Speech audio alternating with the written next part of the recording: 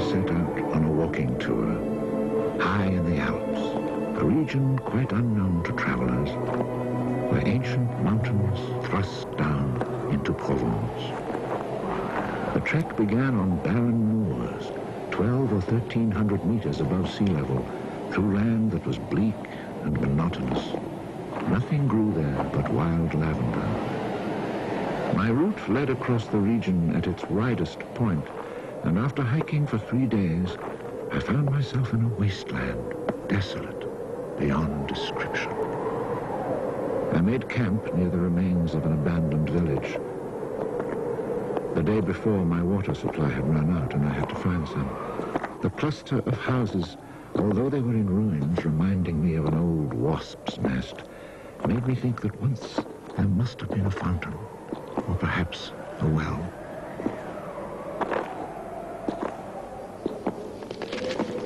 There was indeed a fountain, but it was dry.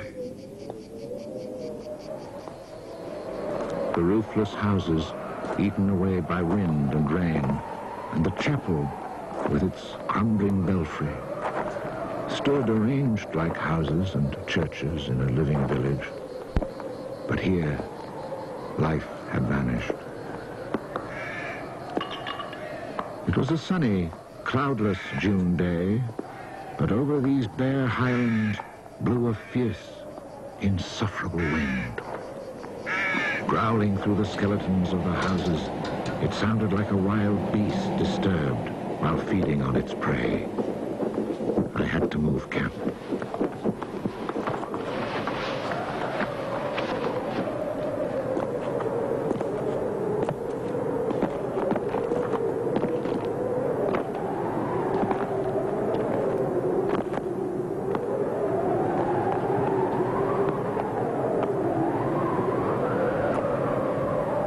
After 5 hours of walking, I still had found no water, and I could see nothing that gave me hope of finding any.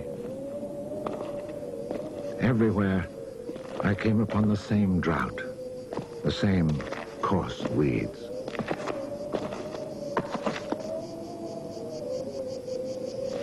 In the distance, something caught my eye. A thin, dark shape that I took for a tree stump. But just in case, I walked towards it.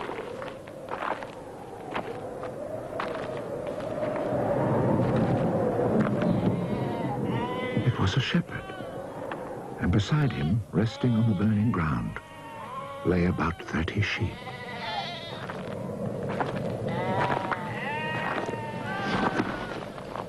He let me drink from his gourd, and presently he led me to his sheepfold in a hollow in the plain. He drew water. Excellent water it was, too, from a very deep, natural well over which he had rigged a simple windlass.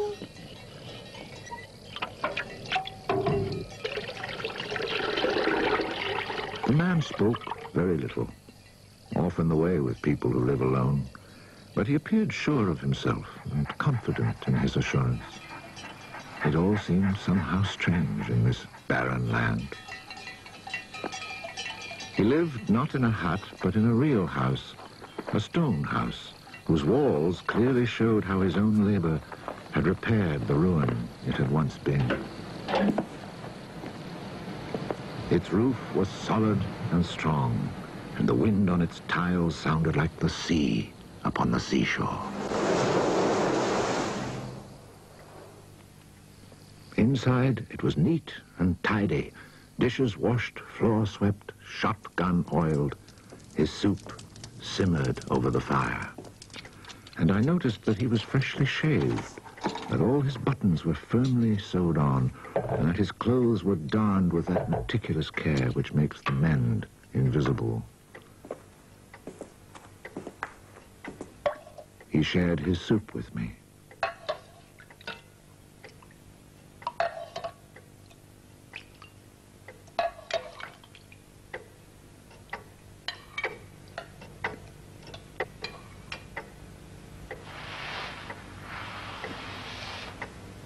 When I offered him my tobacco pouch, He told me he did not smoke. The dog, silent like his master, was friendly without fawning.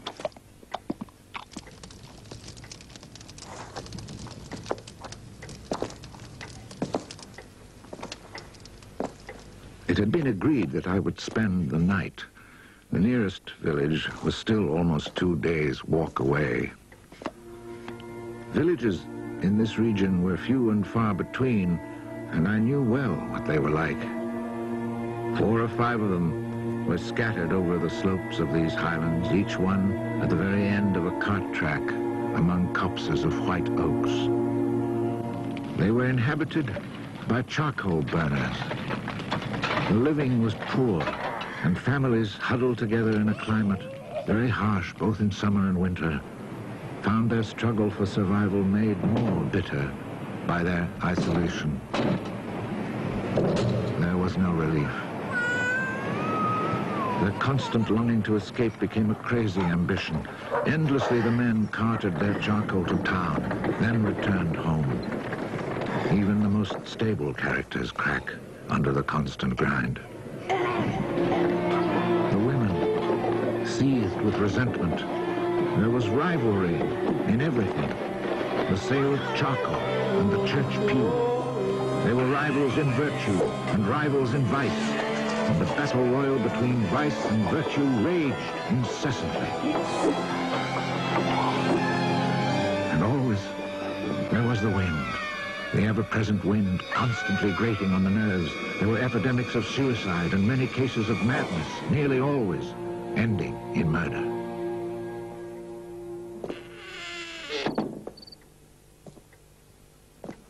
The shepherd, who did not smoke, went to fetch a little sack, and onto the table he emptied a pile of acorns. He began to examine them very carefully, one by one, separating the good from the bad. I sat, smoking my pipe. I offered to help, but he told me it was his work, and indeed, seeing how very carefully he carried out his task, I did not insist. That was the only time we spoke. When he had set aside enough acorns, he divided them into piles of 10.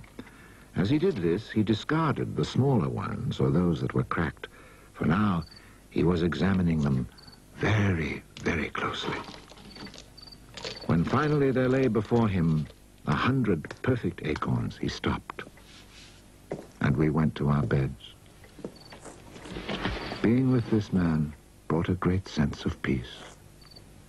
The following morning, I asked him if I might stay on and rest for the day. He found that quite natural, or to be more precise, he gave me the impression that nothing could upset him. The day of rest was not absolutely necessary, but I was intrigued, and I wanted to learn more about him. He let his sheep out of the pen and led them to their grazing. Before he went, he took the little bag of carefully chosen acorns and put them into a pail of water to soak. I noticed that for a walking staff, he carried an iron rod as thick as my thumb and about as high as my shoulder.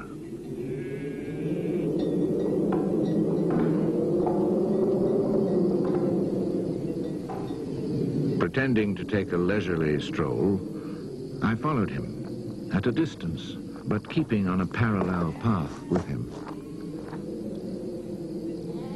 The pasture for his sheep was down in a dell. Leaving his dog in charge of the little flock, he began to climb towards me where I was standing. I feared he was coming to reproach me. Not at all.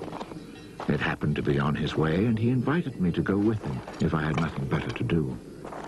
He was going a little farther on, to the top of the hill.